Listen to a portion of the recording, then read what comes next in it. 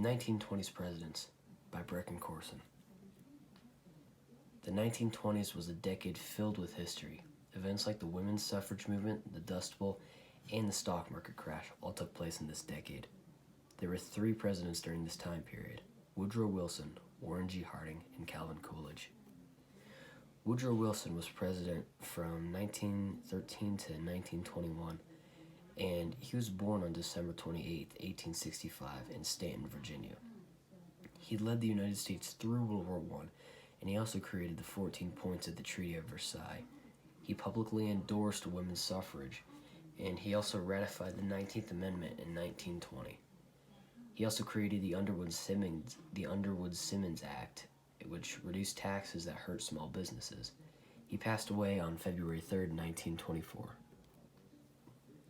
Warren G. Harding was president from 1921 to 1923, and he was born on November 2, 1865, in Blooming Grove, Ohio. Although Harding himself was not involved, his presidency was overshadowed by some criminal cabinet members. He was pro-business and limited immigration, and he passed away of a sudden heart attack in 1923 while on tour in San Francisco. Calvin Coolidge was president from 1923 to 1929. He was born on July 4th, 1872. He was Harding's vice president, but he became president after Harding's sudden death. He took the presidential oath at 3 a.m. in his father's house, and he believed businesses and government should remain as separate as possible.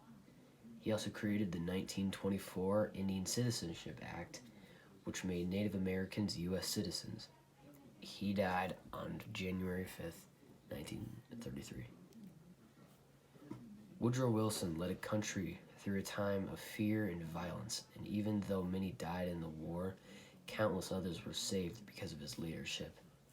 Warren G. Harding did not get to live a full presidency, but if he did, he likely would have done much good for the world. Calvin Coolidge helped Native Americans become official citizens, and without him, they likely would still be discriminated against and wouldn't have very many rights.